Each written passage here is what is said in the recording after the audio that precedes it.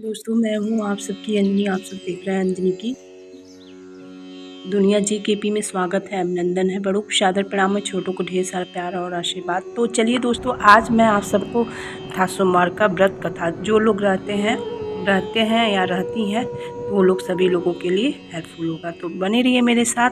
आप सभी को एक बार की बात है, एक साहूकार बहुत अमीर था। उसके पास धन की कोई कमी नहीं थी। साहूकार के पास सभी सुख और ऐश्वर्य के साधन थे, किंतु उसको एक ही दुख था कि उसके कोई औलाद नहीं थी। दिन रात वह इसी चिंता में लगा रहता और वह पुत्र पाने के लिए हर सोमवार को भगवान चंद्रदेव और शिव जी की पूजा करता और व्रत रखता। साहूकार के भोलेनाथ के प्रति ऐसी भक्ति देखकर एक बार माँ पार्वती जी ने शिव जी से कहा, हे नाथ, ये साहूकार आपका अनन्य भक्त है और सदैव आपका व्रत और पूजा भक्ति भाव से किया करता है। आप कृपया करके इसकी मनोकामनाएं को पूरी कर दें। पार्वती जी के ऐसे वचन सुनकर भोलेनाथ ने माँ गौरी से कहा, हे पार्वती, यह संसार एक कर्म क्षेत्र है। यहाँ जो भी जैसा कार्य करता है उसे वैसा ही फल मिलता है, अर्थात जैसा कार्य मनुष्य करता है वैसा ही परिणाम भोगता है। किंतु माता पार्वती आग्रह पूर्वक बोली, हे महादेव, यह आपका अनन्य भक्त है। यदि आपको कोई भी दुख है तो आपको ऐसे आवश्यक दूर करना चाहिए। यदि आप अपने भक्तों को मनोकामनाएं पूरी नहीं करेंगे तो क्यों मनुष्य आपकी भक्ति, सेवा और पूजा करेंगे। पार्वती जी के इस आग्रह को सुनकर शिव जी ने कहा, हे शिवे, इस साहूकार के कोई पुत्र नहीं है, इसी कारण से यह दिन रात चिंतित और दुखी रहता है। इसके भाग्य में संतान न होने पर भी मैं इसे पुत्र प्राप्ति के लिए वरदान देता हूँ, किंतु इसका पुत्र केवल 12 वर्ष तक ही जीवित रह सकता है। इसके बाद वह मर जाएगा। इससे अधिक मैं इस साहूकार के लिए कुछ नहीं कर सकता। यह सब बातें साहूकार सुन रहा था। उसे यह सारी बातें सुनकर न कोई खुशी हुई और न ही कोई दुख। वह पूर्वतः शिव की पूजा और व्रत करता रहा। कुछ समय पश्चात साहूकार की पत्नी गर्भवती हो गई और 10वें महीने में एक सुंदर पुत्र को जन्म दिया। साहूकार के घर में बहुत खुशियां मनाई गई, किंतु साहूकार ने अपने पुत्र की 12 वर्ष की उम्र जानकर खुशी प्रकट नहीं की और इस संबंध में किसी को कोई भेद भी नहीं बताया। वह बालक धीरे धीरे 12 साल बड़ा होने लगा।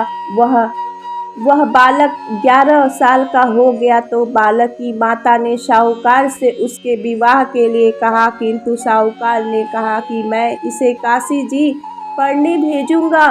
साहूकार ने अपने साले को बुलाकर कहा कि तुम इस बालक को काशी पढ़ाने ले जाओ और इसे विधिवत शिक्षा ग्रहण कराओ। साहूकार ने उसको बहुत सा धन देकर कहा कि रास्ते में जहाँ कहीं भी ठहरो वहाँ यज्ञ और ब्राह्मणों को भोजन कराते जाना। इस प्रकार वह दोनों मामा भांजे रास्ते में यज्ञ करते, दान देते और ब्राह्मणों को भोजन कराते जा रहे थे। रास्ते में एक शहर पड़ा। उस शहर में राजा की कन्या का विवाह था। एक अन्य राजा का लड़का बारात लेकर आया था, लेकिन वह एक आँख का काना था। लड़के के पिता को इस बात की चिंता थी कि वर को देखकर कन्या माता पिता विवाह में किसी प्रकार के अड़चन न डाले। इसी कारण जब उन्होंने साहूकार के अति सुंदर बेटे को देखा तो उसके मन में विचार आया कि क्यों न लड़के से विवाह कार्य पूर्ण करा लिया जाए। यह विचार कर उसने लड़के और उसके मामा से कहा कि यदि आप फेरे और कन्यादान का कार्य पूर्ण करा देंगे तो आपकी बड़ी कृपा होगी और हम आपको बहुत सारा धन देंगे। साहूकार के लड़के और उसके मामा ने इस बात को स्वीकार कर लिया। विवाह का काम भली प्रकार से पूरा हो गया। जब वह लड़का जाने लगा तो उसने चुपके से राजकुमारी की चुनरी पर लिख दिया कि तेरा विवाह मेरे साथ हुआ है, लेकिन जिसके साथ तुम्हें भेजा जाएगा वह एक काक का काना है। मैं काशी जी को जा रहा हूँ। राजकुमारी ने जब यह इस प्रकार का लिखा पाया तो उसने काने राजकुमार के साथ जाने से इनकार कर दिया और कहा कि मेरा पति नहीं है। मेरा विवाह जिसके साथ हुआ है वह काशी जी गया है। राजकुमारी के पिता ने यह सब जब सुना तो उसने अपनी कन्या को विदा करने से इनकार कर दिया। बारात वापस चली गई।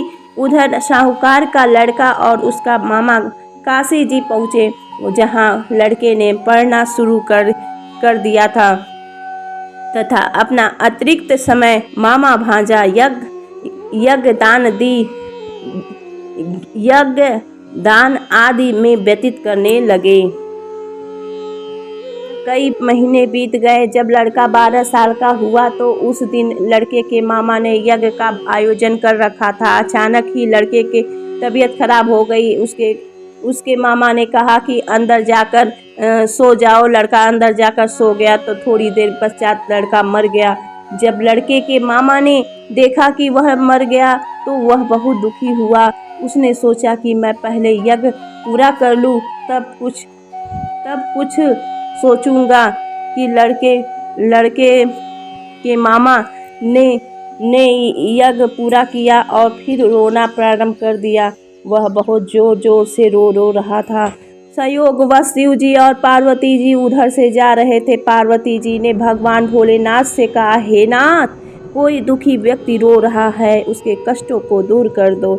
जब शिव जी और पार्वती जी वहां पहुंचे तो उन्होंने देखा कि वहां पर एक लड़का मरा हुआ पड़ा है। तब पार्वती जी ने देखते ही लड़के को पहचान लिया। कि पार्वती जी ने लड़के के मरने का कारण पूछा तो भोलेनाथ बताए कि हे गौरी, इस लड़के की आयु इतनी ही थी, ये अपनी पूरी कर चुका है। तब पार्वती जी ने विनम्रता पूर्वक कहा कि महाराज, कृपया करके आप इस लड़के को जीवित कर दीजिए, नहीं तो इसके माता पिता इसके वियोग में तड़प कर अपनी जान दे देंगे। माता पार्वती की बात सुनकर शिव जी ने लड़के को पुनः जीवित कर दिया। शिव जी की कृपा से लड़का जीवित हो गया। शंकर और पार्वती जी शिव धाम चले गए। शिक्षा पूरी होने पर लड़का और उसका मामा पहले की तरह वह यज्ञ करके ब्राह्मणों को भोजन तथा दक्षिणा देते हुए अपने घर की ओर चल दिए। रास्ते में दोनों उसी शहर में आए जहां लड़के की शादी हुई थी। वहां पहुंचकर दोनों ने यज्ञ करना शुरू कर दिया। जब वे दोनों यज्ञ कर रहे थे तो लड़के के ससुर यानी वहां के राजा ने, जो उधर से घोड़े पर बैठकर अपने सेवकों के साथ जा रहा था, तो उसने लड़के को पहचान लिया। राजा ने महल में ले जाकर दोनों की खूब सेवा की। कुछ समय राजा के महल में रहने के बाद लड़के ने राजा के जाने की आज्ञा ली। राजा ने अपनी लड़की को लड़के के साथ विदा किया और साथ ही बहुत सा धन एवं दासियों को भी भेजा। जब वे अपने शहर में आए तो लड़के के मामा ने कहा, पहले मैं तुम्हारे माता पिता को तुम्हारे आने की खबर सुना आता हूँ। पत्नी सहित यहाँ आराम करो। ऐसा कहकर लड़के का मामा साहूकार को अपने पुत्र के आने की खबर देने चला गया। घर आकर उसने देखा कि उसके बहन और बहनों इस छत पर बैठे हुए और उन्होंने यह प्रण कर लिया था कि यदि उनका बेटा जीवित लौट आया तो वह छत से नीचे उतर जाएंगे, नहीं तो छत से कूदकर अपने प्राण त्याग देंगे। लड़के के मामा ने जब यह समाचार उन्हें सुनाया कि उनका लड़का जीवित लौट आया है तो उन्होंने विश्वास नहीं हुआ। तब लड़के के मामा ने शपथ खाकर कहा कि आपका पुत्र अपनी स्त्री और बहुत से धन और दास दासियों सहित घर आया है। तब साहूकार ने उसकी बातों को अब उसकी पत्नी छत से नीचे उतर आए और तथा प्रशंसा के साथ सोमवार के व्रत का पालन करता है तथा प्रेम पूर्वक इस कथा को सुनता है या पढ़ता है तो उसके सभी कष्ट दूर हो जाते हैं। शिवलोक की प्राप्ति होती है। इस प्रकार सोमवार के व्रत को 16 सोमवार तक करें, फिर उद्यापन करें। इस व्रत के प्रभाव से मानव को सभी प्रकार के सुखों की प्राप्ति होती है। विशेष महत्व इस व्रत के बारे में कहा गया है कि ग्रहणादि में जप, ध्यान, हवन, उपासना, दान आदि सत्कार्य करने से जो फल मिलता है वही फल सोमवार के व्रत से मिलता है। सावन में केदारनाथ का ब्राह्मण कमल से पूजन, दर्शन, अर्चन तथा केदार क्षेत्र में निवास का विशेष महत्व है। इससे भगवान शंकर की प्रशंसा और शिव की कृपा प्राप्ति होती है। बोलिए शिव शंकर जी की जय, बोलिए भोलेनाथ की जय। जैसे साहूकार का बेटा का लंबी आयु हुई, दीर्घायु हुई, वैसे ही सभी संसार के बच्चों की लंबी आयु हो, दीर्घायु हो, मैं यही कामना करती हूँ। इसी कामना के साथ मैं अपनी वाणी को विराम देती हूँ। मिलती हूँ एक नए वीडियो में। आप सभी को दोस्तों ये कथा कैसी लगी जरूर बताइएगा कमेंट सेक्शन में। मिलती हूँ एक अच्छे विषय में। तब तक के लिए प्रणाम। जय माता दी, जय